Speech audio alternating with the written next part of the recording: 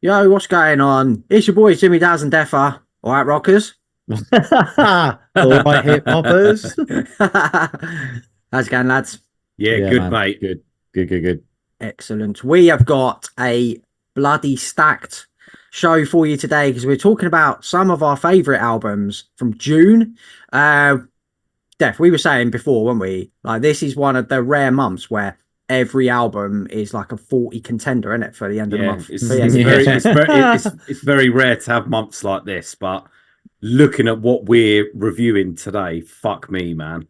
It's massive, isn't Easily, it? Yeah. easily, mate. They could easily be in our forties Yeah. by far, mate. It's ridiculous. Been an absolutely nutty month. So let's kick things off then in the USA with the second album from 200 Stab Wounds called Manual Manic Procedures. This came out on the 28th of June on Metal Blade. There was never a doubt, was there? No. There was never a doubt that they were going to come back and absolutely fucking This one might just miss out. I'll get it out there now. miss out on number one. Yeah. Mate. There is you always worry, don't you? Like when a band come out with a wicked debut album, can they top it? Will there be that? I mean, Yeah. there's so much progression from Slave to the Scalpel one here, isn't there? Like they, Straight from the opener, mate. yeah, straight away. What, like Hands of Eternity, longest song they've written to date, Yeah. opens up with that like creepy, clean intro. Just, mate, you can instantly, isn't it? It's like, wow, they've gone up a notch. Someone's been listening to Ride the Lightning. Bro, there In is it. loads of fucking early Metallica all over the riffing on this Jesus. record, isn't there? I'm so glad they've gone this way because I stayed away from the singles. So I was expecting Slave to Scalpel Part 2. You know, the tinny drums, proper old school caveman. And listening to that fucking intro, it was like, hang on a minute. This sounds, if they go into that that sort of Scalpel era stuff, then it's going to be quite weird. But the progression, how they sort of take on that track, it's like, it's incredible. It's like four different riff structures just in that fucking in that one. There's different breakdowns that pop in. There's fucking little solos, and it's like, wow. From the back, mate, you can tell like they've like fleshed out the songwriting, haven't they, on this record? Like they've expanded and everything that they've tried on here, they've just like pulled it off with absolute ease, haven't they? Mate, they always had this in them, mate, and now they're unleashing that talent. Yeah. I love though, you've got that opening track, which is like the longest song they've written. And then just for a massive flex, they just follow it up with like a sub 2 minute fucking rage 1 with minute gross abuse. Yeah. Fucking hell, mate. Crazy, isn't it? And then to be fair, the rest of the songs after that are about 3 minutes. The next sort of 3 or 4 songs. There's a couple of 4 minutes, isn't there? Yeah. The closer on here as well, Parasite, mate. Fucking hell, that's one of the songs of the year, I think. Yeah, it's wicked. Oh my god, mate. It's so good, man. You've got a really cool like instrumental as well, led to the chamber in the middle. Again, they've got that Metallica influence all over it. Mate, yeah, that sort of John Carpenter type synthy feel. Yeah. But if you don't get it wrong though, if you're coming to 200 Stab Wounds for them fucking sick grooves, those like stop start riffs that they do, mate. they do so much stuff, right? We were saying this, weren't we, when we went to see Harm's Way? We were like, they do so much stuff that we love, and they do it better than everyone. The start-stop riffs when you just hear the cymbal in the middle of it. It's just mate, it's fucking goosebump music, mate. This, when they let the RL Steam style riffs, mate. Oh god, mate. When the guitars cut out, it's just like the drums and the bass, and the vocals. Yeah, it sounds so sick, man. Honestly, literally some of the best grooviest riffs all over this. There's a riff in the middle of Release the Stench that had me just literally laughing my head off. It was that fucking good. Death the One. There's a riff that kicks in at 1:15 of Defiled Gestation. Oh, It's one of my favourite riffs of the mate. year so far. Mate, I think it's probably my favourite track of the year. It's Oh, is it? ridiculous. Oh, mate, it's ridiculous. Oh, it's so good, man. Andy Nelson, the production on here, he's done such a great job of making this sound big, yet still like fucking underground grimy as well. Yeah, he's still got that sort of dirty, gurgy sort of feel to it. Yeah, but it just sounds bigger though, doesn't it? It sounds big, man. It sounds big, mate. It does. Fucking hell, mate. And talking about big, man, that feature from Jamie Morgan from Code Orange is fucking massive. I mean, yeah, you wouldn't really expected that, I don't think. That's a of fucking all the features they could have had, heavy, wouldn't have put him down. And it's on one of the heaviest tracks as well. That is a fucking gnarly song, mate, for him to be on. It's sick. Oh my god! I didn't expect it so much. When the single dropped, I was like, "Who?" I recognise that voice, but who is it? So, sometimes you instantly know who a guest feature is, don't you? But because I didn't expect, it fits right into that song, doesn't it? Yeah, it really does, man. Steve has got one of my favourite voices in death metal. Oh god, yeah. Man. They just know how to do death metal, don't they? I think he's going to be a death metal legend, mate. He will be. He's just highest grade, man. Death metal's in safe hands, man. Oh, Jesus. I quite touching on Parasite again. Obviously, it's the closing track, but I was having a little scout through the old CD. Woo! Disappearing Act. Boy. And I was reading the lyrics, and like, you know, that last couple of lines of that where he's just like, "A man of profit is a man of loss."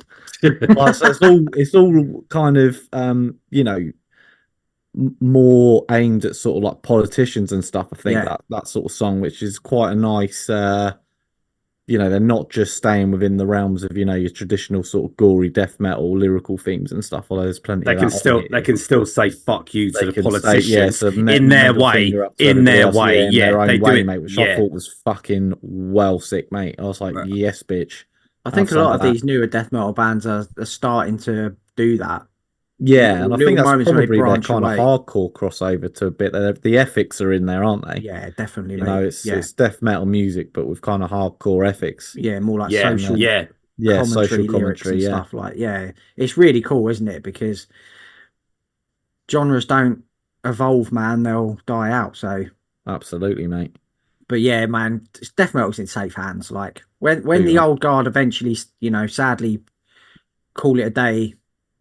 I don't think anyone. When you got bands like this, mate, coming up, we got nothing to worry about, mate. Yeah, man. Fuck me.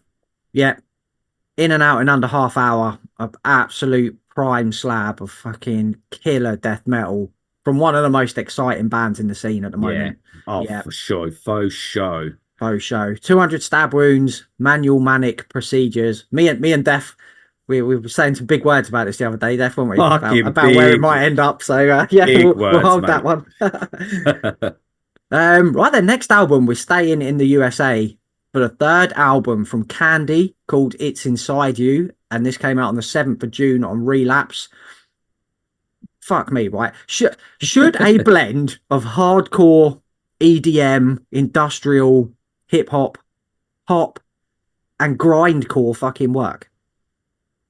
On paper, no, but does it? Fuck yes, it does. Like this is one of the most wild records that I've easily heard this year, but maybe in the last couple of years, man. Like you never know what's coming. Yeah, what they do is the CD should come with a blindfold because you get hoodwinked, man. Because you think you know what's going to happen, mate, and it's like that fucking album art, mate. You look at it and think, what the fuck? What the fuck's happening there? That's exactly what you say after every song. I fucking love that track. I haven't got a fucking clue what's happened. But every track, and then you end up being, I fucking love this album. I don't know what happened. I don't know where the time went. It's just crazy. It is so fucking exciting, this record. God blimey. Like, don't get it wrong though, from some of those influences, like the you know, the hip hop and stuff like that. Like, this is concrete slab levels of heavy. Like, I mean, the opening track does that. Existence. Fuck me. Yeah, mate. There's no bullshit. Yeah. Melodic passage on that. That is straight in. Smash your teeth in for 1 minute 21 seconds. Yep. That title track, right? It melds like there's got like drum and bass in there. Yeah. But then some of the fucking heaviest metallic hardcore you'll hear, and it just like it's devastating, mate. The way they combine like these influences. And then you got Love Like Snow, which is very Code Orangey, but it's got like a Prodigy soundscape to it. And it's like, fuck yeah, it's innit? Essentially like a pop song, innit? Yeah, like, it's meant to. It is. It's like a pop song, and it's fucking amazing. And yeah, like you said, like when I listened to this album, I was just like, fuck me, this is so good and so exciting. I mean, it's like we were just saying, like kind of like off the air with like the current sort of hardcore scene, like they're kind of bringing in all these influences, aren't they? And and it's fucking working, mate. An absolute treat. I mean, who would have thought? Just because they're all so skilled at it, they're all such great songwriters, and that's like the main thing, isn't it? Anyone could try and just bung a bunch of like different sounds together, and it might sound like complete dog shit, but these bands are just doing it so well, man. I mean, their last album, we raved about their last album. I love that last album. And it was fucking brilliant, but it sounds nothing like this. This is like on a whole new level. This is like completely fucking different. And it's like, how have they elevated so much? But like you said, they're skilled musicians. They're great songwriters. Yeah. They can do this magic, and that's what they do. Yeah, man. Like, listen, like, there's a track, You Will Never Get Me. Def, one of our favourite bands from the 90s, Misery Loves Company. Oh, mate, look, you see in my notes. I swear on my life, mate, innit? Yep, that industrial metal stomp. Yeah, mate. It just took me back to that. And we've got like Justice from Trapped Under Ice with one of the sickest vocal fucking guest spots. Like, just got me like cropping up everywhere. It's got me gagging for a fucking Trapped Under Ice. Like, I know. Yeah. I mean, I know. Please, bro, please. He's on another. He appears again, doesn't he? Later on in this. Yeah. He's just smashing these spots out of the park, man. Like, I like those sort of little drum and bass moments to come in. It reminded me of those early Slipknot albums, mate. Yes, when they used to bring in that, you know what I mean? They had that sort of industrially tinge to it on those first two. It's like what Jim said. It took me back to like kind of like that. I mean, I know that self-titled album came out in '99, but it was definitely early sort of 2000s sort of style. You know, Misery Loves Company, Slipknot, Fear Factory, the older Fear Factory before old Fear Factory. It took me back to that, and that's the music that we've all grown up and loved. So straight away when you hear that, you think, "Fucking hell, man, I'm hooked." Straight away. Yeah, I was surprised, mate. I didn't really give much time to the last album. We twisted your arm with this one, didn't we? Yeah, a bit. Yeah, I think we so. Twisted your arm with this one. Yeah. But it's fucking wicked, mate. I can't get enough of this album, man. Yeah, it's class, mate. Like, you know, Dancing to the Infinite Beat, mate. It's like a club banger. If the club was off its nut. Mate, it's ridiculous. Off its nut. And then fucking Hypercore's even fucking more hyper, mate. Yeah, if you like your music that don't play it safe, like, you've got to get on this record. It's mixed by Kurt Ballou, mastered by Brad Boatwright as well, so it sonically sounds fucking unreal. Like, there's one of the best drum sounds you'll hear anywhere on this album. And I've just got to give out a quick shout as well to vocalist Zach as well. He puts in an outstanding vocal performance on here. Powerful, varied, full of personality. Just one of the most unique, inventive albums you'll hear anywhere this year. The sweet taste of candy, man. And it delivers, mate. It delivers big time. You won't get sick of this one. It's Inside You is the name of the record. God, you staying in the USA for this next one. They've smashing it this month. This is the third album from Crypt Sermon called The Stygian Rose. This came out on the 14th of June on Dark Descent Records. I've been Googling, can you legally marry a record? Because if you can, this album is going to be known as Mrs. D going forward.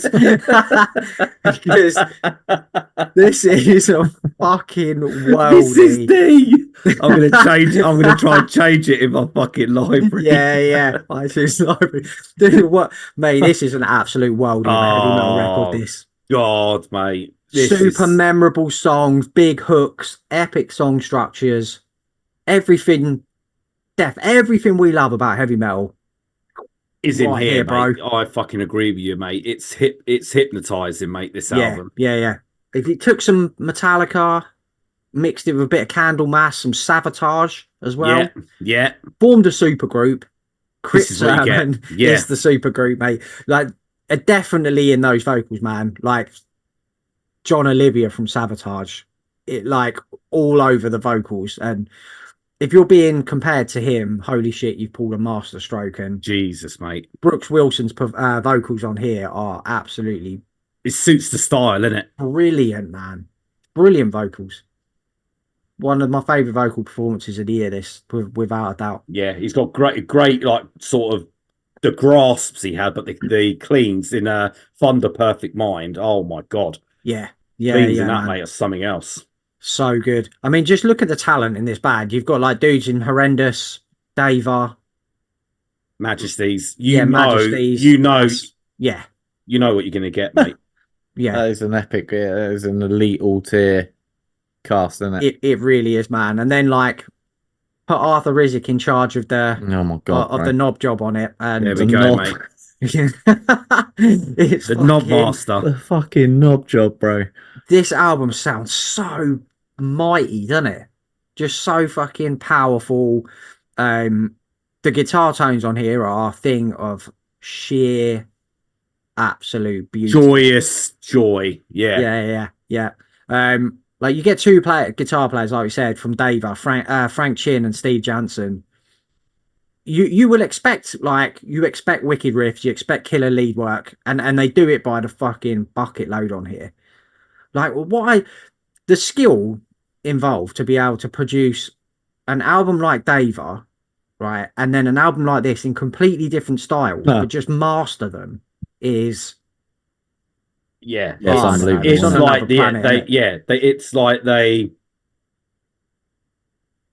they've sort of hit master's degree, bruv. Master's degree in heavy metal. Yeah. What a genre it is. Yeah, these boys have got a fucking doctorate in it.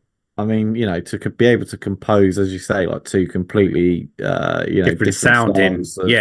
This is more like music is like a Black Album type, in it, rock. But they sort of rock out on this stomp in it. Bit metal stomps, mate. I've been meaning to actually get onto this one because I haven't done it in full, but I have done some of it, and what I have listened to was not what I was expecting, like vocally as well. Like, it's quite abrasive in it from what I heard, but like with the traditional metal sort of style vocals as well. Yeah, I think what he does is produces massive hooks. Just sit in your brain for fucking ever. Like, the vocals on here are outstanding, man. I love every track on here, but Scrying Orb in the middle is outrageous. There's like a bluesy style guitar solo in that. Fuck me, I'm adding this up to do it after this roundup. And that title track that ends it, Death, is masterpiece. Masterpiece. Yeah, incredible song. I mean, another couple, Heavy as the Crown of Bone, is like 72 Seasons Metallica. It sounds like it could have come straight off that. It's got that big rocking real stomper, innit? It? Anthemic, mate. It's really, really good. And the opening track, Glimmers in the Underworld. That's the one that's always in my head, mate. You know what I love about that track? The very end of it, where he does the free blah, and it gets louder and louder, and he ends with a fucking black. He says black, but he does it. It's so fucking good, man. Yeah. To end a track like that on the opening track is like, yes. Yeah. Come here, Amazon. I'm buying you. Right, I'm fucking on this, mate. It's wicked, man. It's sick. It's so good, mate. Every track is fucking top tier, man. The rhythm section, you got Matt Knox from Horrendous on bass, and Enrique from Dava on drums. Like, it's just, mate, it's just so full of low end, isn't it? And power on the drums. Like, it's wicked. And then you got Tanner Anderson, who is just one of the most talented dudes in. Super fingers, isn't it? It's super fingers, isn't it? Yeah. On with those super fingers. He's got super fingers, mate. Super fingers, Anderson. He's got like does these like subtle keys that just have a little bit of spooky atmosphere in there, don't they? Yeah. His synths are like the fog rising up on that album cover. It's man, banger as well. Yeah, it's sick, so good, mate. It's sick. But brilliant album. And a under 45 minute runtime as well. Just it absolute goes like that, doesn't it? It's so. Oh, mate, love this. Love this. Love this record, mate. Crypt Sermon of the band. My wife is the Stygian Rose is the name of the record. So good. Stygian Rose before Stygian Bros, mate. That's it, mate. Sorry, lads, can't do the podcast tonight. Yeah, I'm making love to my wife.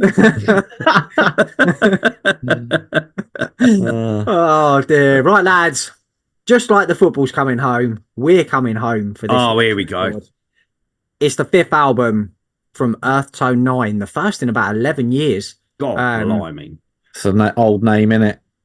Yeah, mate. If you were around in them early 2000s, man, you know this band. In Resonance Nexus is the name of the record. 21st of June on Candlelight. Earth Tone 9, I put them in that same camp as Sixth, where they were so far ahead of their time. They influenced a shit ton of bands since, and were just hugely underrated. Both them bands sort of threatened massive things in the 90s, and you know, never, for one reason or another, it never really happened because, you know, I think it's a shame, isn't it? It's a shame that they didn't late 90s, early 2000s, mate. You know, everyone liked American things then, didn't they? So, like the UK bands, really, they took over. Yeah. But mate, I mean, they're a band that's so good. There was a festival named after one of their albums. You know what? It didn't click. We spoke about this on the train, didn't we? We spoke about this on the train. You said, well, they're that influential. Yeah. Their fucking festival was named after one of their albums. And it was like, oh, fucking hell. Yeah, of course. Yeah. Arctangent, mate, was named after one. Arctangent's phenomenal if you haven't heard it, man. But 11 years on from last album, you might think they've missed a beat. They have not missed a beat. You never really went in on them before Death, have you? No, I'd heard of them. I knew that they were sort of fairly big in sort of this sort of metalcore UK metal scene, but this was the first sort of time that I delved in on them. I mean, I know you boys were sort of saying this was a definite listen to do.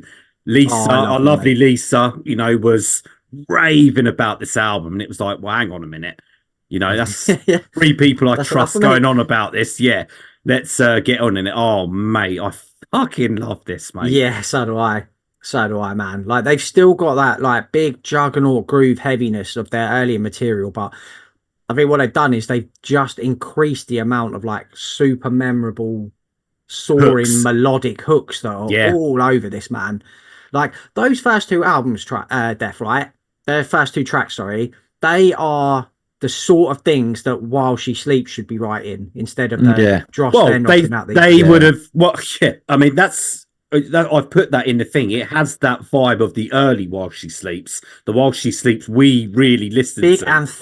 Big anthemic, metal, heavy, and it's got a mixture of and a blend of everything. But it's perfect because, like, you know, While She Sleeps are doing other mad things at the minute. So, you know, Earth Tone 9 have come in to fill that void at the right time, and hopefully they get the success. Not that they weren't successful for before, but as you said, Jim, they were kind of buried then, weren't they? So there's a void, there's a space now.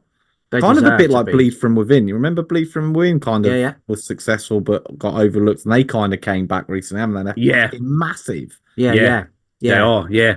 For some reason, Earth Tone 9 have always kind of reminded me a little bit of like 36 Crazy Fists, in that the people who love them love them, but not enough people fucking love them. They're like a cult band.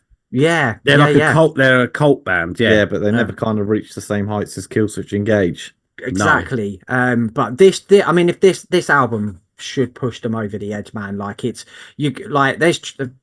like they've written those first 2 tracks are. I was like, whoa, this is different.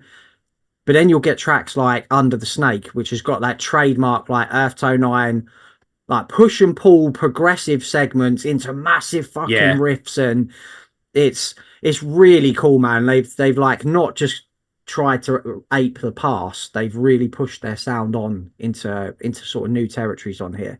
The guitar work from Owen Packard and Joe Roberts is wicked, man. It's like it's less proggy and like there's less like, you know, them like polyrhythms where it's like off kilter and it's not like that. There's less of that, man, on here, but there's more just straight up great big fucking metal riffs. And but leave for the me, polyrhythms to Meshuggah, mate. we don't need them. Just give us some bangers. Yeah, like you've done here. But I think it's the best guitar work on an Earth Tone 9 album yet. So like, you know, that's they've smashed it basically. Gotta give shout out to Carl Middleton, man. He was he was always one of the best vocalists in UK metal. Like he legit sounds better than ever on this record. He sounds incredible, mate. Yeah, man. Oceanic Drift. Listen to that track. His vocals on that track. He sounds incredible on there. Yeah. It's just what his transitions in it are just so clean and so good. You know, when if he's doing from clean to harsh or harsh to clean, he commands. It's just it's mouth-watering, man. What he does, it's so good. Absolutely. Like there's the track Black Swan Roulette. Like that is as good as anything like Loathe or Sleep Token or any of those bands have released.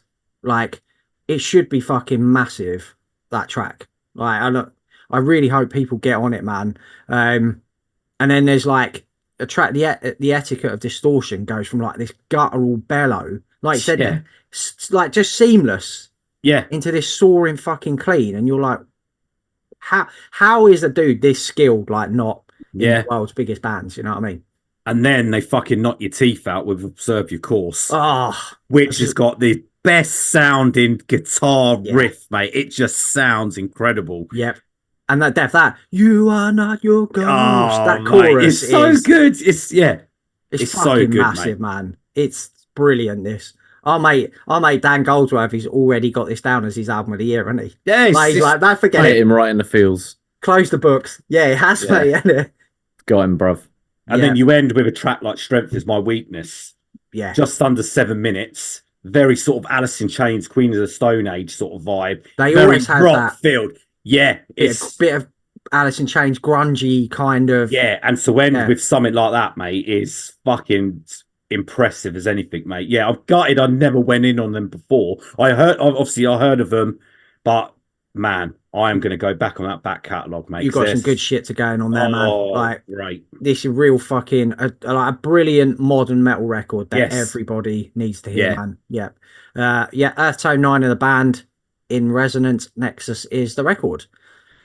Right, next album then, we're off to Canada for the third album from Fractal Generator called Convergence, and this came out on June the 7th on Everlasting Spew. Like, you boys were massive into that debut, weren't you? Was that 2020 that drop? Was that the first year we did the podcast? That was 2021.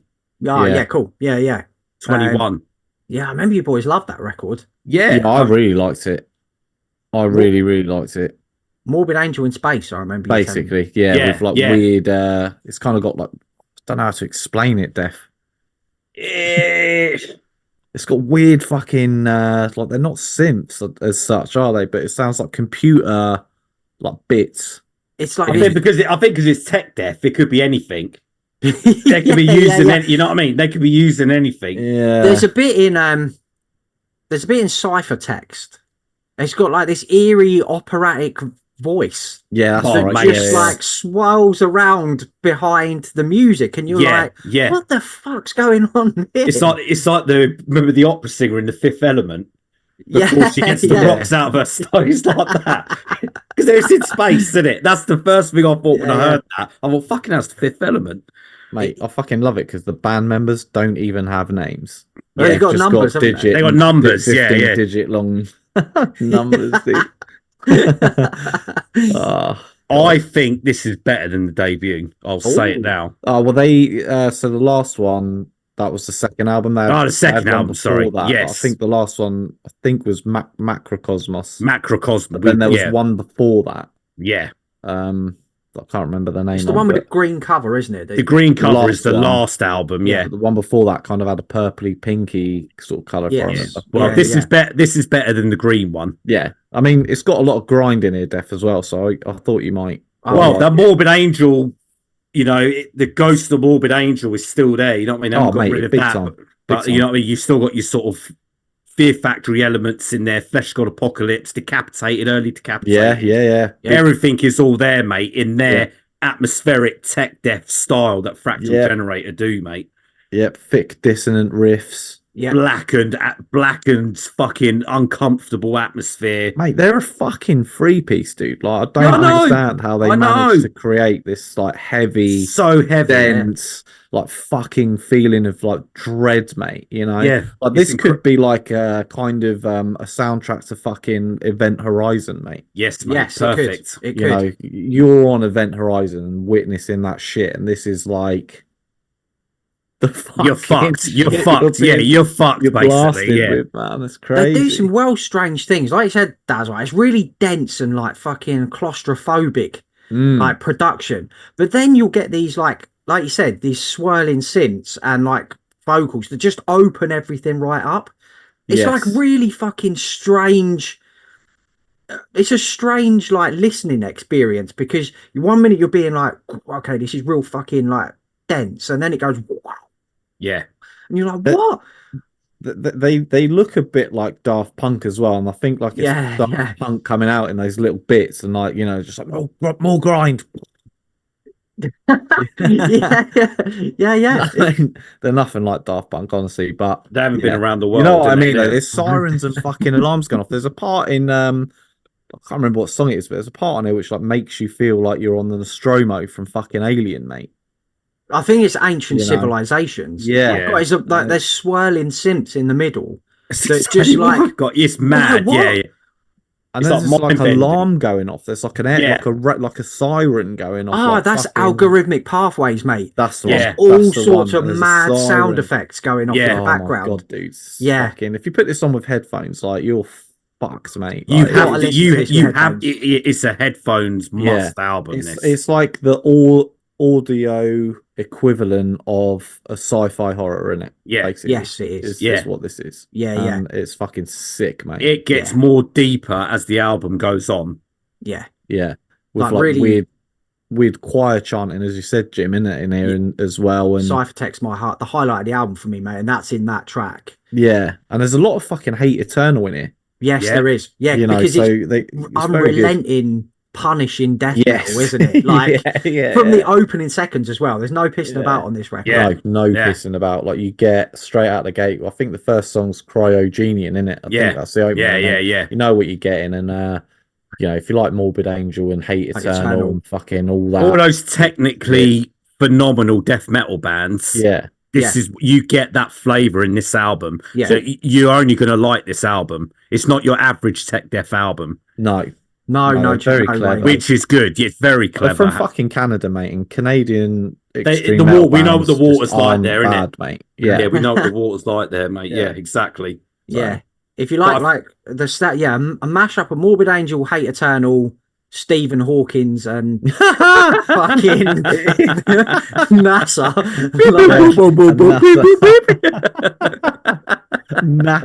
NASA and Stephen Hawkins. That's fucking brilliant, mate. I wish we had more like influence on hype stickers, because Tito from Everlasting Dispute really needs to fucking be like, for fans of Stephen Hawkins, NASA and fucking Hate Eternal, mate. Like you're fucking up, bro. You can have it. Like we'll give these away. The rights to these stickers are open to hit us up.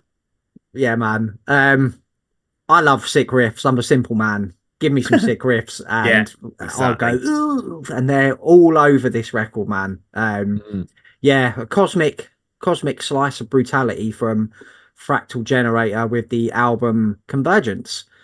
Right, okay, then next album up. Oh, I know it's one, Daz, you were definitely looking forward to. We're going to Denmark and Turkey. Daz can go to Turkey back on holiday. I would need it, mate, right now. Take me back. It's the third album from Hyperdontia called Harvest of Malevolence. Holy This shit. came out June 21st on Dark Descent. Now, this is no messing up. Straight old school fucking death metal goodness for fans of Morbid Angel and Autopsy, Pestilence. But this, for me, this had that same Transformers effect that the Necrot album had. Like, okay, it sounds straight up old school death metal, but there's like that deceptive technicality that veils itself with each listen. Like, there's so many ideas on this record, like constant transitions, riff switching up, tempo shifts, and everything on here. It's fucking wicked. I know, Daz, I know you boys have been into Hyperdontia for a while. This is like, I've never really gone in on them, so this is the first time I've really gone in, and this is sick, man. This record. Well, look, when Hideous Entity came out, and a lot, like basically everyone was raving about it. Me and Def, we were having chats, and I was just like, "Fuck me, mate. This ain't." I was just like, "This is doing fuck all for me." Like, and I don't know whether it's me being a helmet or whether everybody else is a fucking helmet. But and there's so much good fucking shit coming out now. Like, as we've said this hundreds of times, it's almost impossible. You really kind of have to drill down and concentrate on stuff that doesn't really hit you first time. Yeah. But it took me. I kept kind of going back to it, and then I realised that I stopped going back to it deliberately to see if I liked it, because I started to like it, and I was kind of had like an epiphany, if you know what I mean. I was like, actually, this is fucking sick as fuck. But with this one, it definitely seems like they've gone more like Cannibal Corpse-y style, especially with like streamlined bass. This is more streamlined, I think. It's more simple in places, even though a lot of the songs are quite long. I felt to myself, as I was getting to the end of this, I was thinking, I don't think I'm going to listen to it again. But then when it ended, I was like, I want to listen to it again. The moments that they bring into each track, it was just wanted to me to listen to them again, like the solos that they just drop in. Yes. You know what I mean? It's just, they make a 5.5, 6 minute track last. And it's like, fucking hell, what they're doing on here. I don't remember them doing that on Hideous Entity. No, this is a step. This is a step in a better direction. Yes, I think 100%. Yeah, it's like when I first listened to that last Necrot album, I was like, nah, it's all right. But then the more I went back to it, more and more bits were like sticking with me. And then in the end, I was like, it's fucking sick. Yeah. And that's what I'm like, but this has got like the thing that's really cool. The production on here is wicked. Yes. Like, it's really like roomy. So like the guitars are quite like, they sound like quite wide. Yeah. Do you know what I mean? So and then the bass, which is like you said, really fucking prominent, just sits right in the middle of the mix, and it sounds fucking wicked. Like the bass work, there's loads of cool bass work all over this. Yeah, like I think the guy is a Cam Leaker. Yeah. But he's got like sort of like bass solos, several bass solos. They've got 2 on Servants to a Crippled God. He's got 2. Yeah, I think that's what's makes it. It separates them kind of from a lot of the rest of the sort of same pack, because Alex Webster influence, isn't it? Yeah, it's definite, mate. And then like the 2 guitar, Mustafa and Matthias on the guitars, they're riff machines, man. Like, mate, Mustafa is a machine, mate, because he's in fucking Engulfed as well, and I think he's in Diabolizer as well. So he's kind of like who's that other guy that we're always fucking talking about that's bloody in like about a zillion bands? Rogger. Yeah, Rogger. Yeah, he's basically like an actual better Rogger. Just about to like fucking say that. You said the word. Rogger, a broken clock's right twice a day, and like Rogger, like, no offense, bro, but like, some of your shit's good, but most of it's trash. So Mustafa's the man. He knows he ain't got duff shit. He don't duff riffs, mate. There's no duff riffs on here. No duff riffs. And they use wah-wah pedals in their solos. So as soon as you do that, for me, that's it. Exactly that, Jim. Exactly, mate. Yeah. Sold in there, man. Same, bro. There is nothing fishy about Tuner's drum performance on here. He's down as Tuner in here. It's fucking wicked. There's like these really cool fills in here, drum fills, but they're really big and boomy. Yeah. So when they like, and like it sounds really fucking good in the production on here, the drums. Yeah.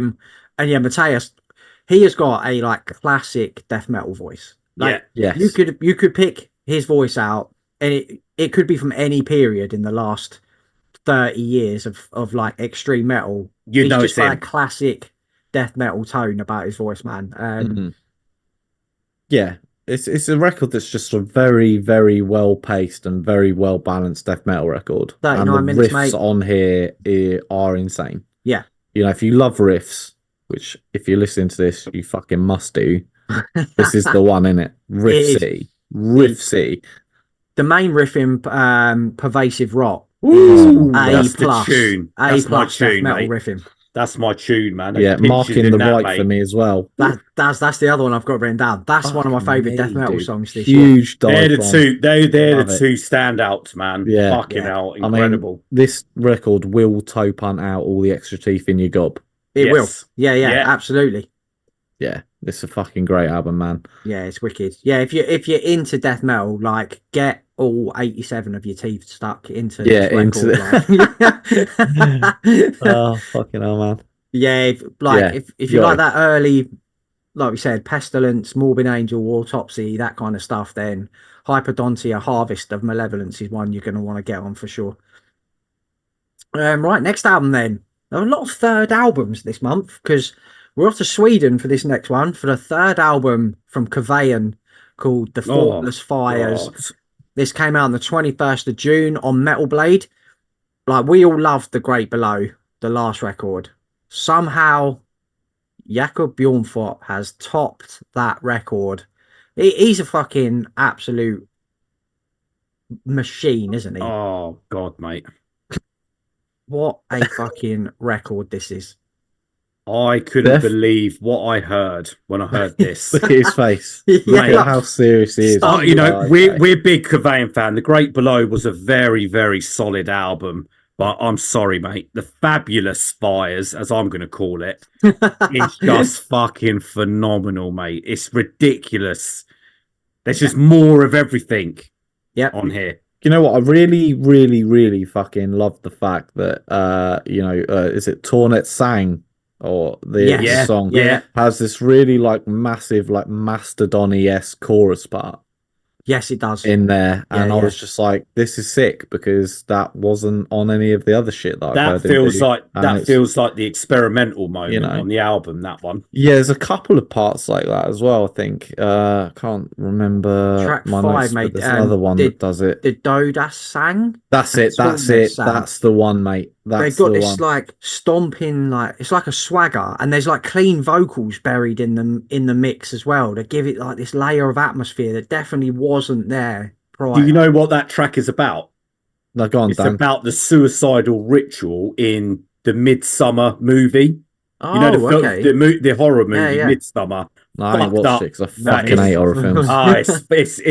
It's fucked up, mate. I've seen some scenes from it, and that suicidal ritual. If I'm thinking of what I'm thinking of, it's the very end scene which ends the movie, and honestly, it leaves you feeling, oh my fucking god, I ain't sleeping for 3 days. That track is the perfect description of that, even though you don't understand that's so sick, man. That's why it's so creepy, and when you find out what it's about, it's like, fuck me, man, he is fucking nailed it, man, on that.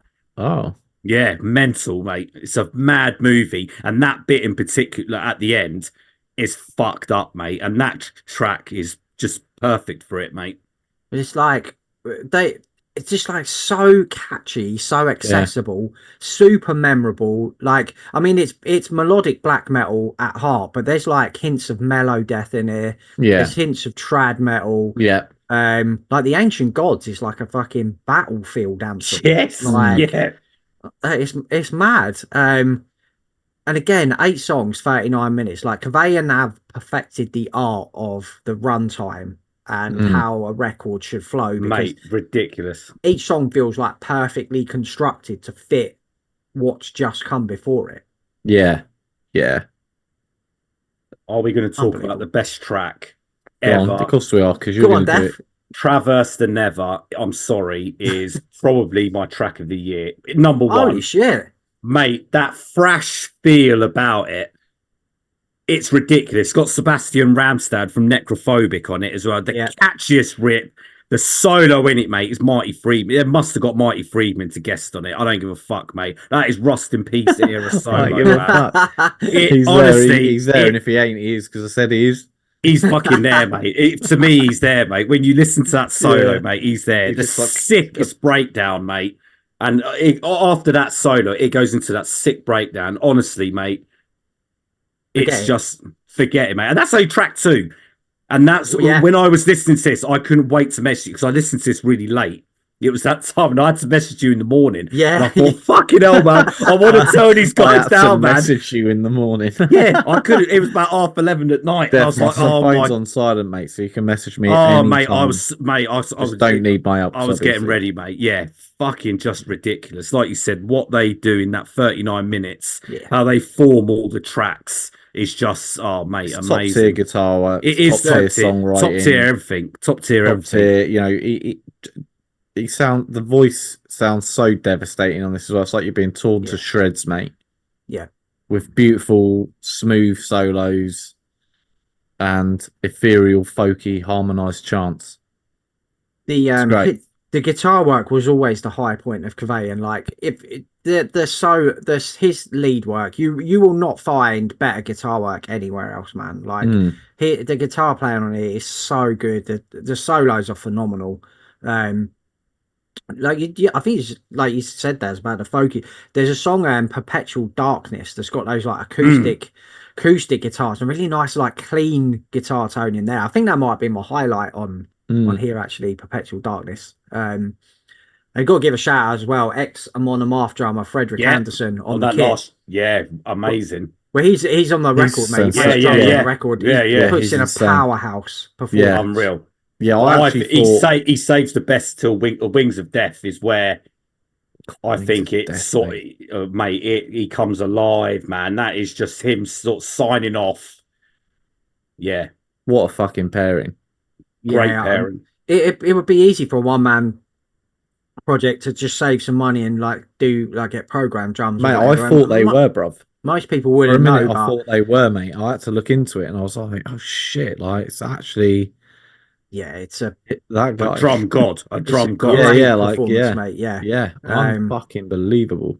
Yeah, I mean, if you like melodic black metal in any shape, way, or form, then don't miss this record. Like, it's fucking wicked.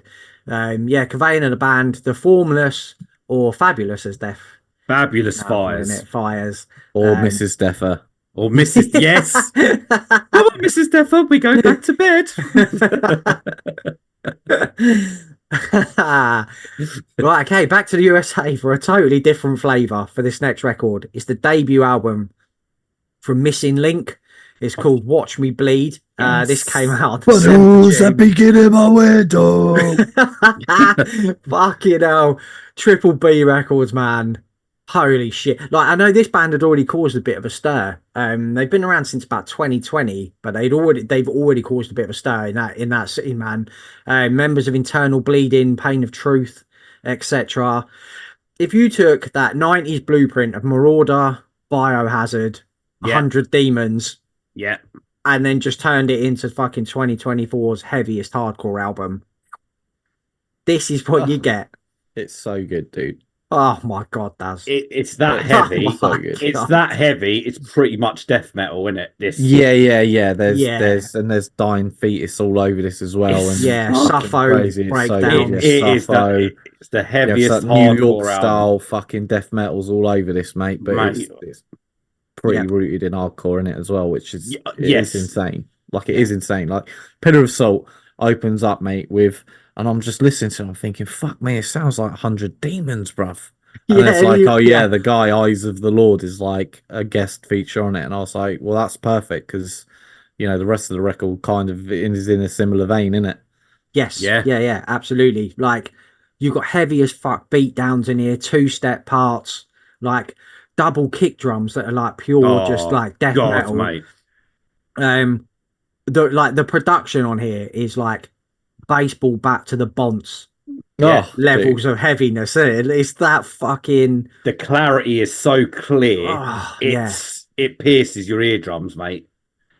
I love this record. That's so good. That chorus is in my head all the time, mate. It's like New York Minute. New York Minute, yeah. Who's that breaking in my window? It's one of the anthems of the year. That good anthem of the year, man. Yeah, it is. It really is.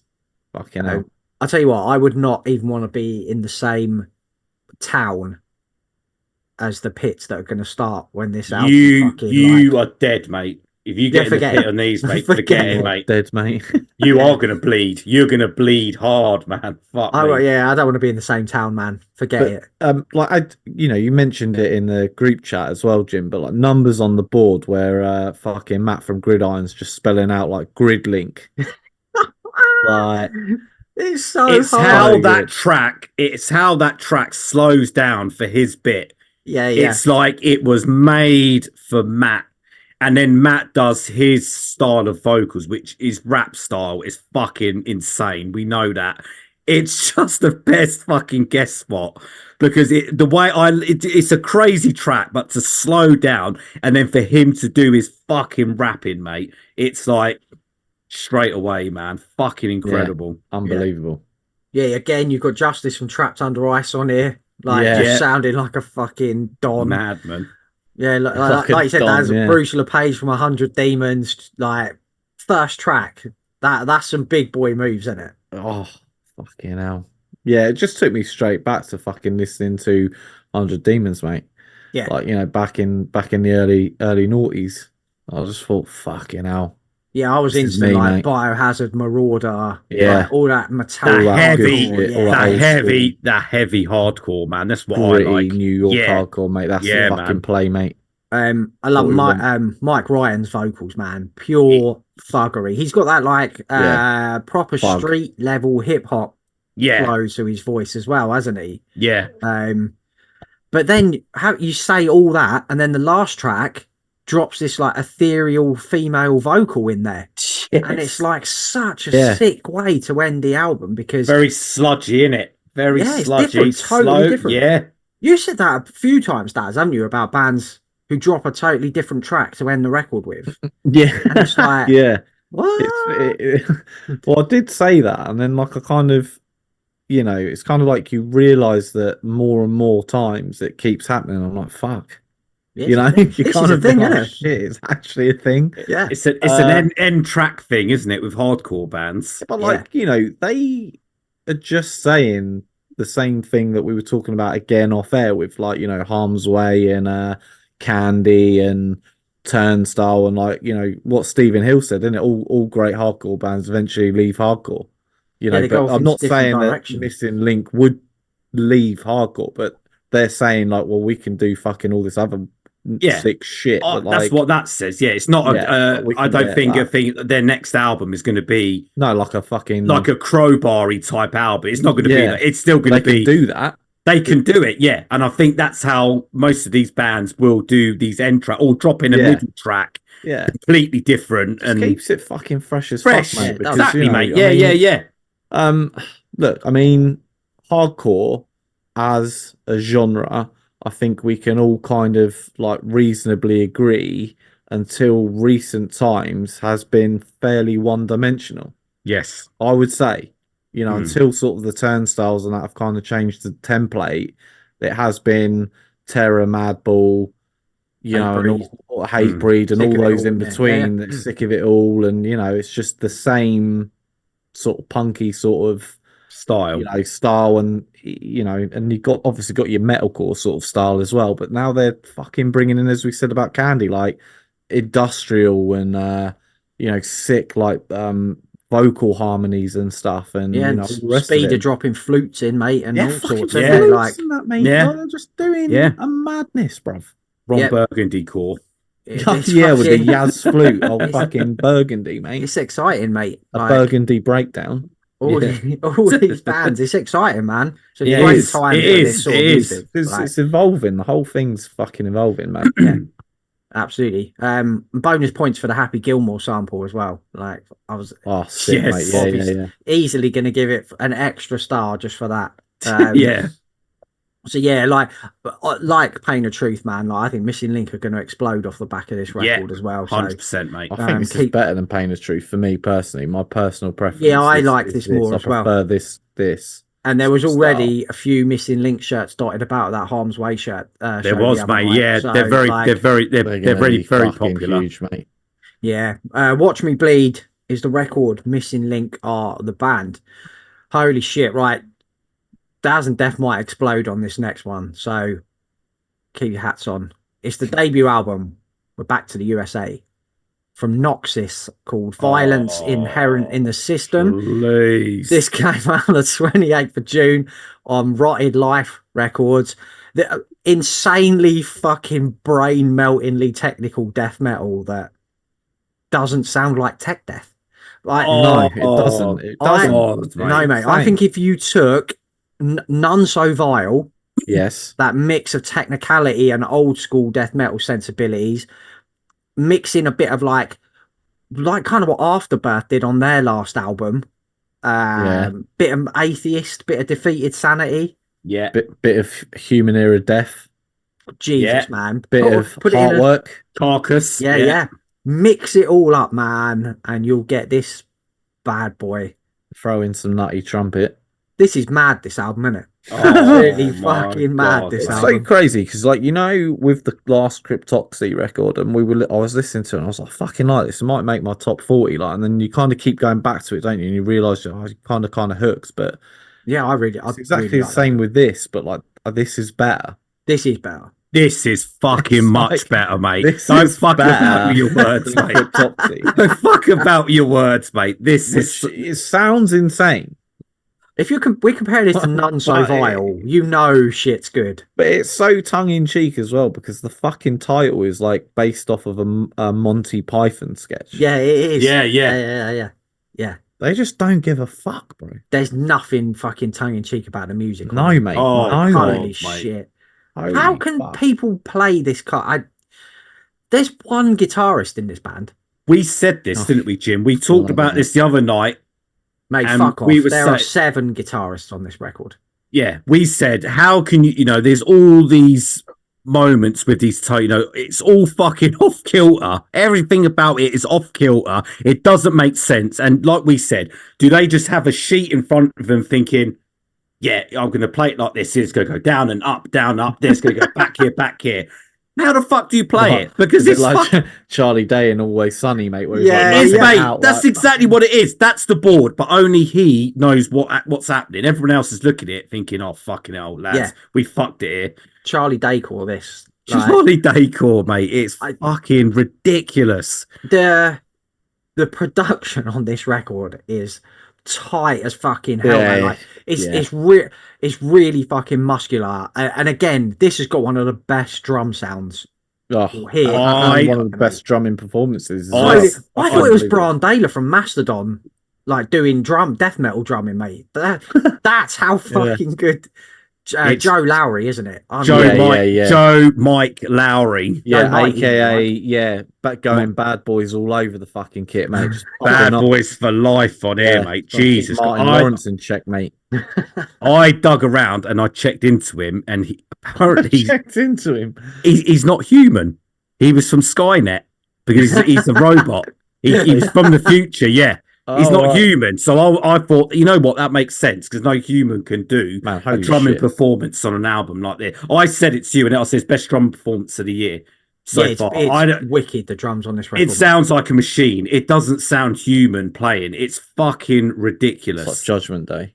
It is, mate. But like, let's be fair as well. Like, the slappy bass is the star as well, isn't it? It's so mate, I've got the bass. Wobbly and shonky written down. Yeah, I can't even describe it. Like, it's an absolute fucking. I got boner. Yeah, masterclass. Masterclass from Dave Kirsch, I think is. Yeah. Oh, dude. Yeah. You sensational son of a bitch. Unbelievable, mate. Oh, dude. Fuck me. How It's so good. Yeah, it is. But yeah, It's so good. Dylan Cruz as a one guitarist. I can't. You can't even humanly count the amount of riffs on this record. No. And the guitar tones are You can't explain it. It's very So difficult to explain unless you hear it. Yeah, you have Right. to listen to this record. Everyone who To has understand. been like, what the fuck? Yeah. Mate, it's so good, right? Yeah, Until you get to Horn's Echo over Chorazim, which is walloping you for 3 minutes with the same sort of shit that you have for the rest of the record until this nutty fucking tuba comes in. Yeah, you just do not see it coming. There's flutes and bassoons and all kinds of fucking... If you see the video of it, the video when they're in the studio doing that track is fucking hilarious. It's on Instagram. I've got to see it, man. Just the flute, man. I'm fucking Ron Burgundy, man. Like, you need to actually hear it to believe it. Like, it's unreal. It doesn't sound like it works, but it fucking does. And yeah, you don't see it coming. No, they just transition into like insane fucking like blast beats when out of that passage as well, and like I was just like, fucking, what the fuck is? And then you've got like, and then you've got and then you got Tense and Fall On, which halfway I got very Dream Unending vibes. Yeah, man.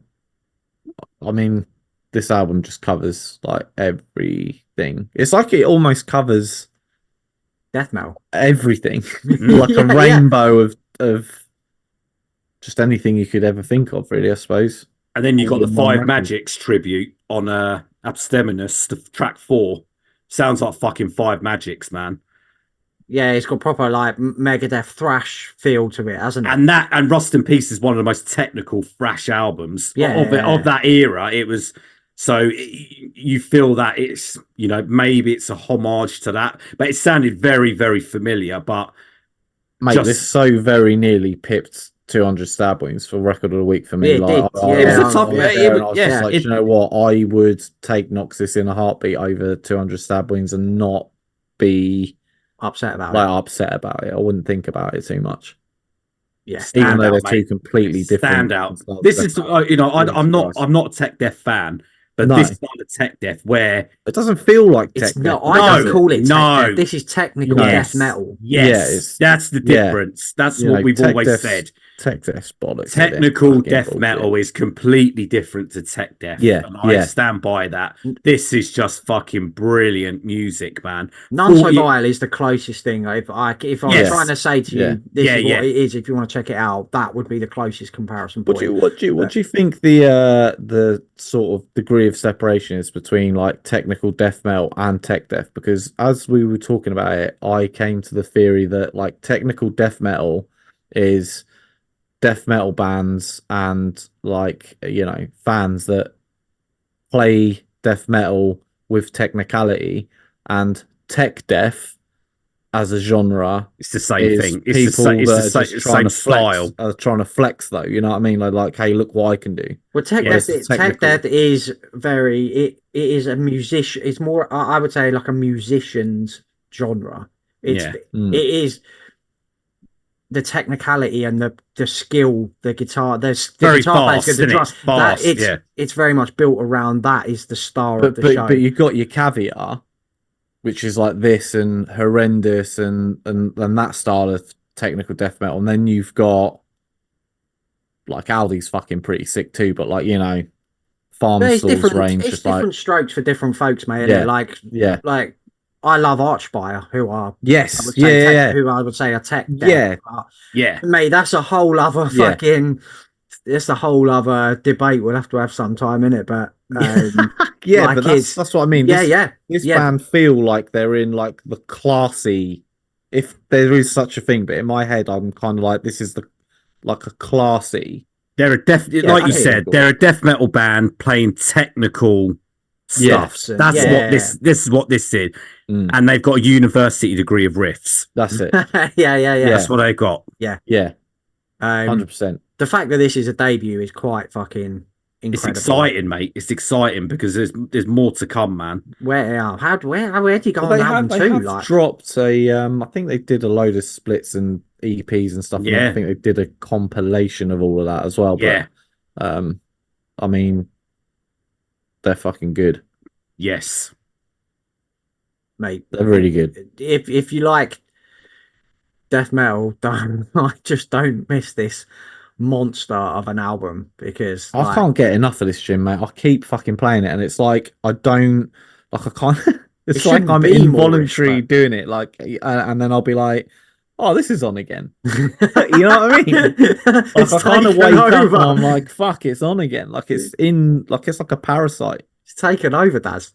It's taken over me as well, Daz. Don't worry, love. God, it has. It has. Yeah, man. Noxis, Violence Inheriting the System. Get on that. Right, staying in the USA there for another death metal debut. The band are called Trog. The album's called Horrors Beyond, and this came out on the 28th of June. Independent. How someone hasn't snapped these lot up, I don't fucking get not quite sure. Right, let's roll off the fucking talent in this band.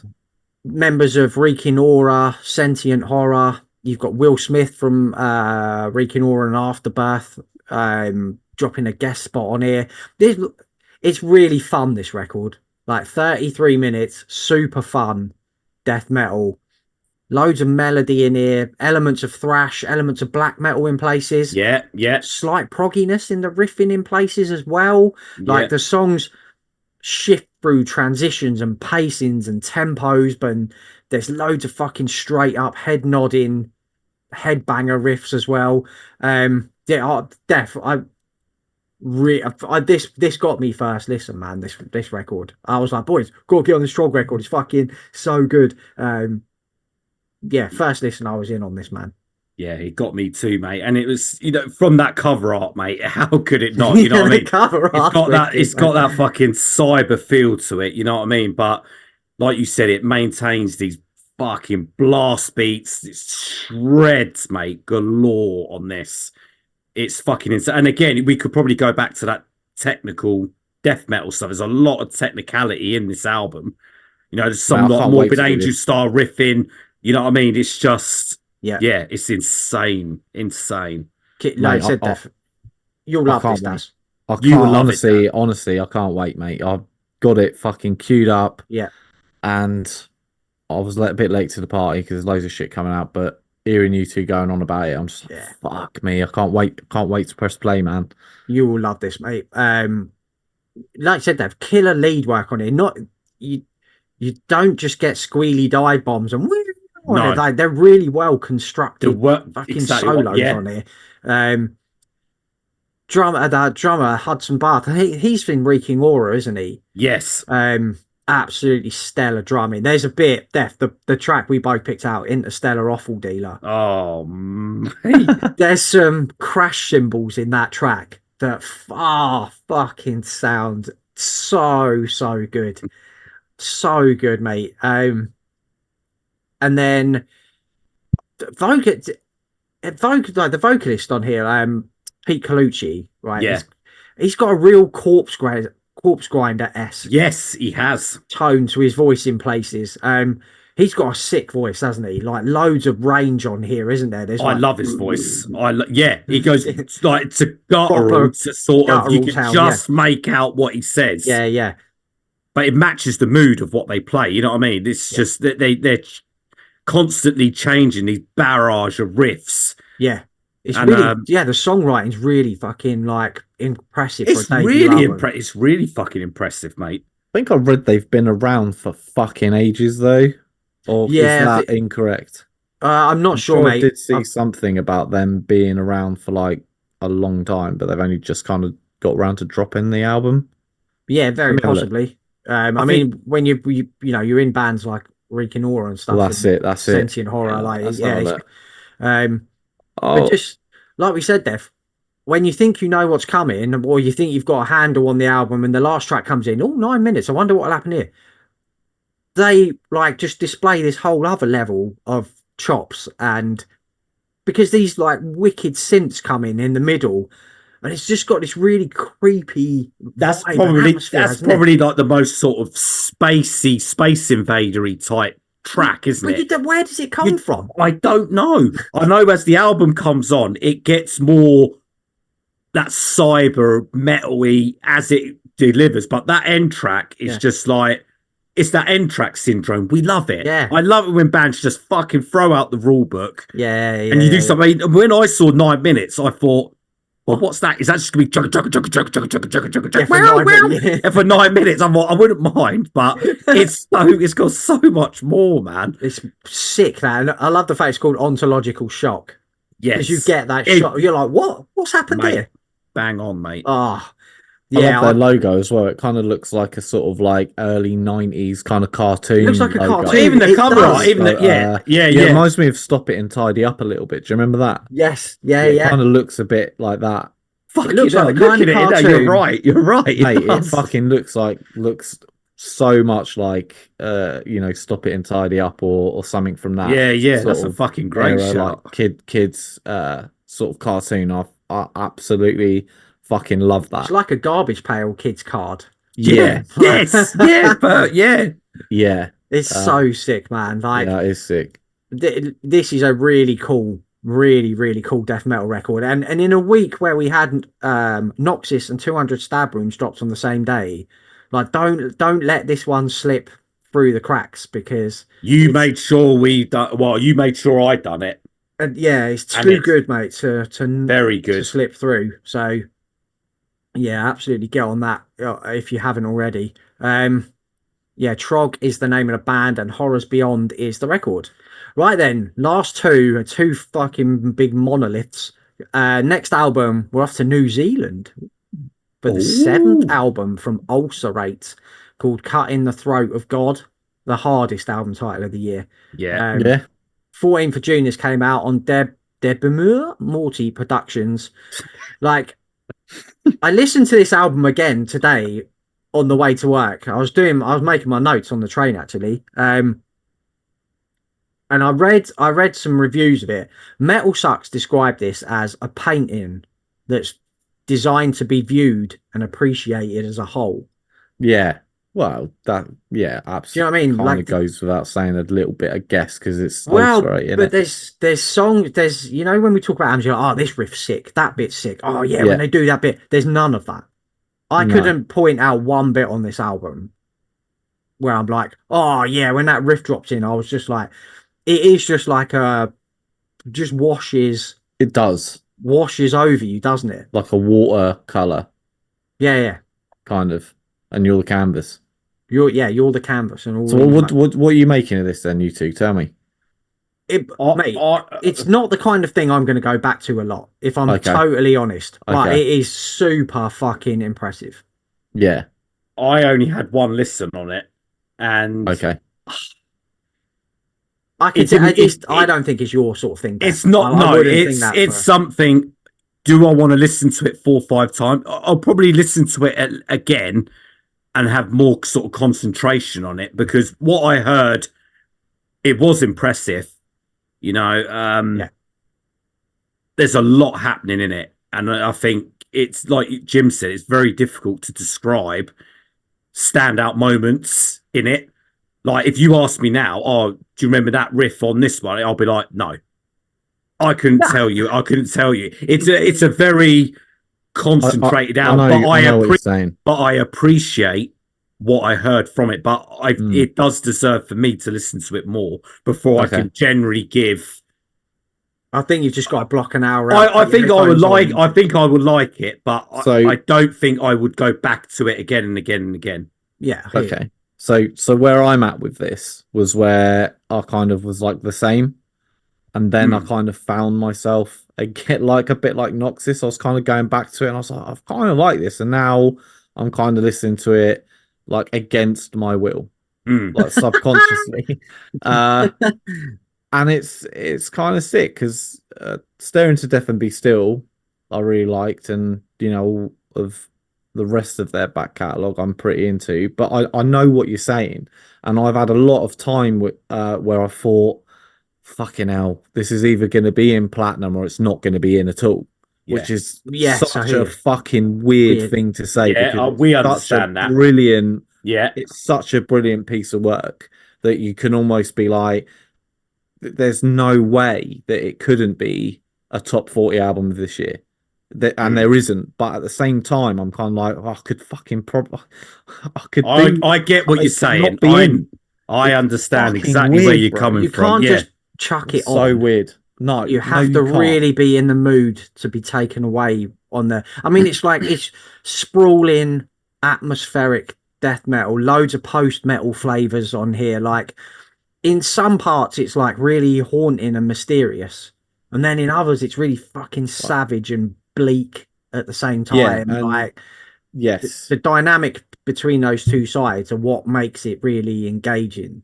well, Michael Hoggard's got this real fucking unique vision, man, and his like melodies kind of like, well, if you do it on the Stonys at night, it feels like a spider's kind of crawling over your fucking skin, man. Like, you know, and yeah, he's a fret wizard, isn't he? It's so hard to explain like this album to someone that doesn't know, because they're really masterful compositions, but they're super disorientating, and it's cerebral riffing, but you can't grab it because it's like smoke. Yeah, that's it. There's like you're grabbing it, like it's smoke around you, like, but it's tangible. You can't touch it. Yeah. There's no insane. Like we're saying, there's no like, yes, that riff is sick, but the guitars are constantly doing loads of different things, and you can't help but like get drawn into what was that? What was that bit like? It's like it's suffocating you, but you're hypnotized and you're into it a bit. It sounds a bit like fucking, bondage style, but it's like you're fucking suffocating and you're about to like die, and you're like, this is all right. It's not a casual listen. Like you've got to give this album the time, and like it deserves. Do you know what I mean? If you're listening to it, and the lyrical content of this album I've read up on, and apparently they touch on like Nietzsche. That's the fucking and like, it's about the philosophy of nihilism, and stuff like that, and that's incredibly fucking heavy.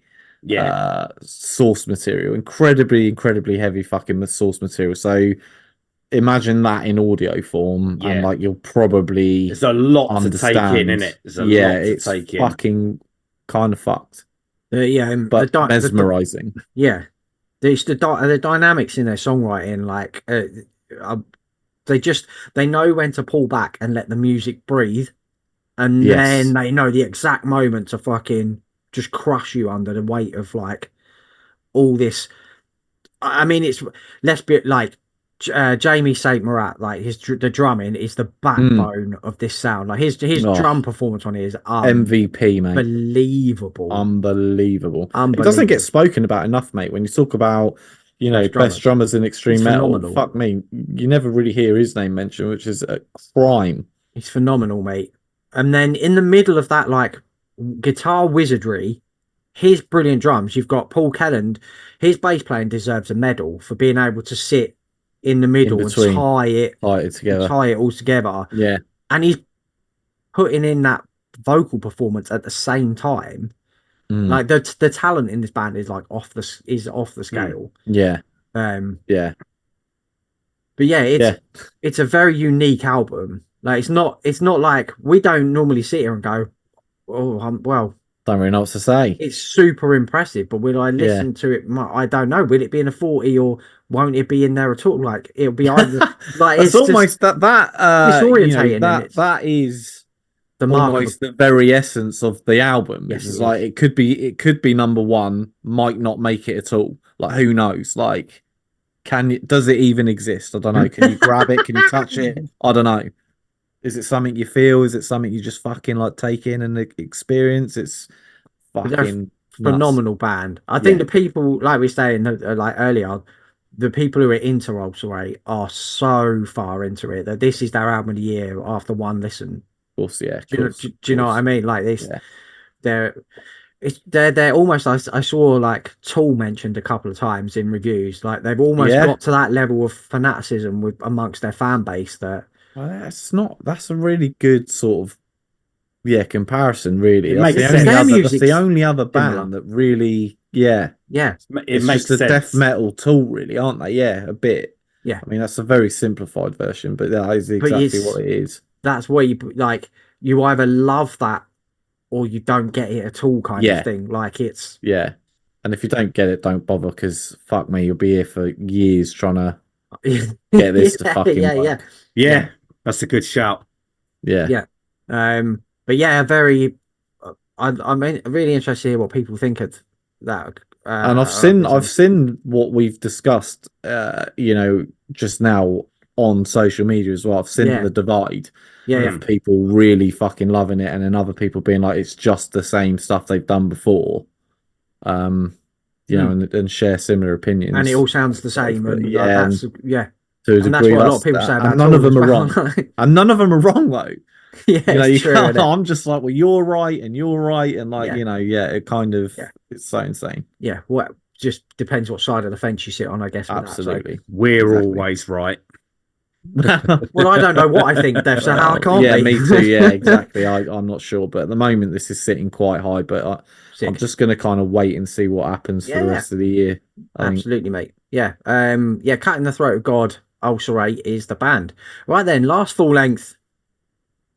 We're going back to the USA. Of course we are. This is for you, Def. Here we go. Here we go. Come on. Umbra Vitae, Light Oh of my Death, the God. second album. This came out on the 7th of June on Death Wish. So if you take an all-star lineup of like Jacob Bannon, Sean Martin from Hate Breeding Twitching Tongues, members of the Red Chord, members of Job for a Cowboy.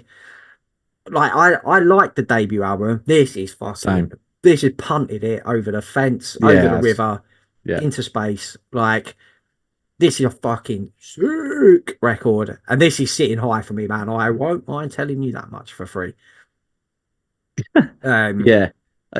How would you describe like death metal, grind, hardcore, thrash? I just have black and death metal. I've put it as. Oh, really? I see.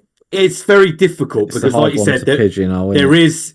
I think the basis of it is death metal, but not death metal It's not. such. Yeah, But like there's a lot of black metal moments. There's a lot of grindcore. There's a lot of Hardcore, prog, loads of hardcore. mate. It's extreme, maybe just extreme. I mean, they're extreme all metal. obviously bringing elements to their main bands Yes, for this, and yeah, that's yeah, what yeah, it yeah. essentially sounds like. It sounds Yeah. like Converge on vocals, Red Chordish on, fucking whatever, Riffs, and yeah. the riffs, and but yeah, Like you've got those massive mosh riffs you'd expect from Sean Massive. Martin. Like there's chaotic hardcore from a la Converge and the Red Chord. Like there's a track, Reality in Retrograde. It's like 56 seconds. Yeah. Napalm Manic Death, innit? blast beats. That's Napalm Death scum, innit? Basically.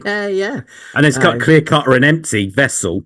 Clear Cutter and Empty Vessel. Yeah, it's very Yes. similar as Clear and Cut. Yeah, Yeah, it is Clear Cutter. Yeah, Clear Cutter. It's similar.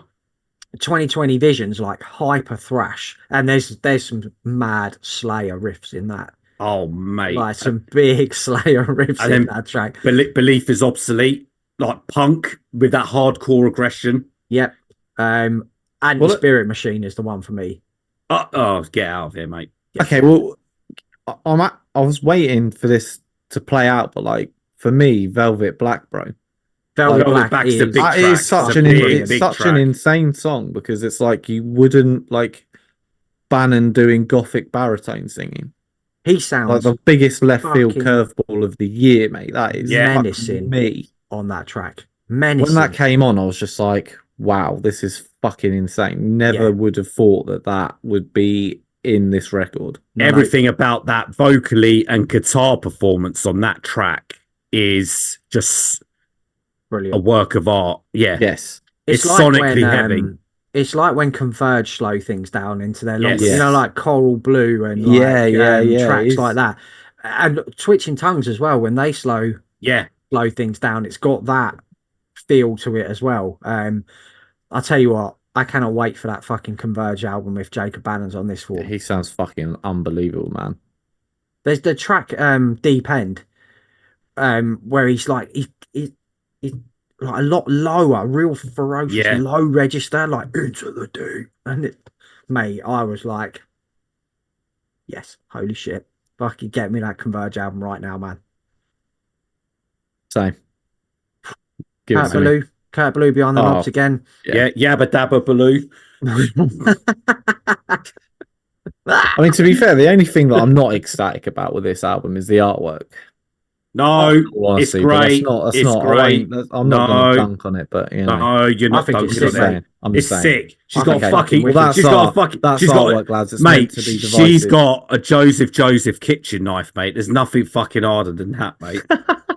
Pure white. Pure white. That is, yeah. I think it really suits the music. Yeah, it does. It does. That's fine. And it's named really after me. So yeah, you can't go wrong, mate. Yeah. Like, okay. I think this was the record that this lineup threatened. Yes. Like, the debut album was good, but you were like, they pulled it off. You just know that second album is going to be something different. Third album is going to be fucking unbelievable at this rate, mate. Fuck me. You know, they usually say the band find their sound on the third album.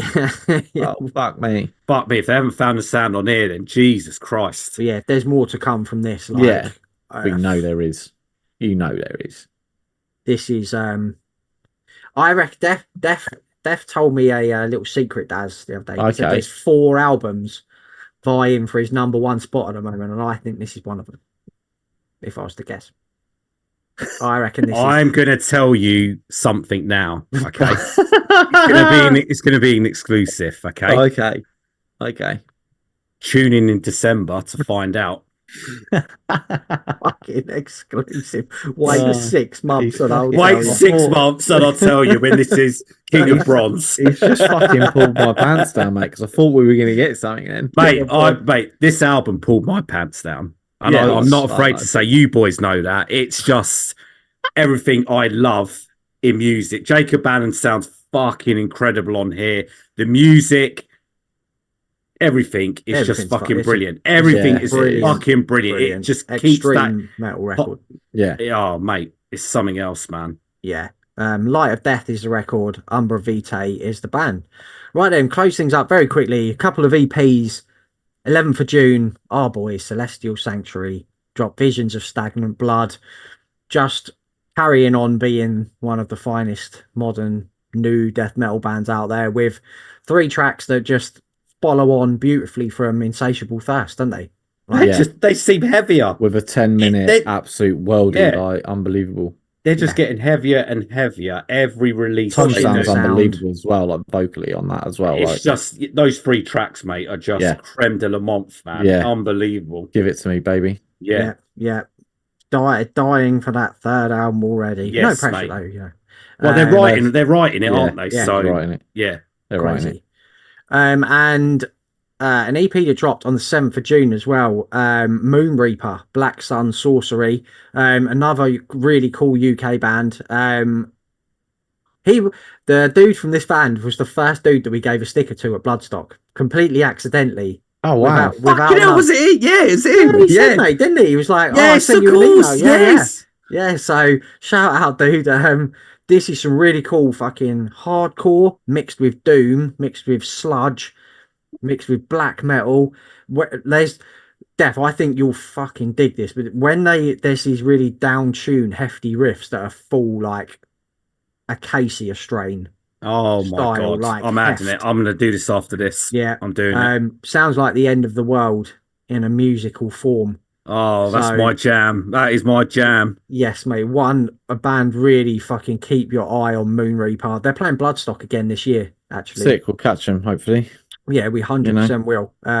Yeah, get on that. Black Sun Sorcery is the name of the EP. What else you got? I've got a couple. I'll chuck them out, man. That was what I was done with. Okay. Real quick. Believe in Nothing. They're an Eastbourne band. They've got the Boiling Stone EP for fans of Full of Hell and anything like supersonically heavy. Ooh, sick. If you're in the Brighton area, their first gig's on the 24th of July at Rossi Bar. And then my good mate Steve Barry, he's in a band called Harrowed. They've just dropped an EP called Entropic. It's just a 2-song EP, mate. Fucking fast, dark, grindy, convergy goodness. Nice. It's so sick, mate. You guys need to hear that. We'll jump. Nice. Love it, mate. I'll add that. Good. Yeah, super cool. Wicked. So there you go. A mammoth month, June. Mate, it's fucking been a mammoth. Yeah. Let us know what your favourite albums were. Twitter at BangersP, Instagram, Facebook, TikTok, Bangers and Mosh Podcast. Search it up. You'll find us there. We'll be back very soon. But until then, party on, dudes.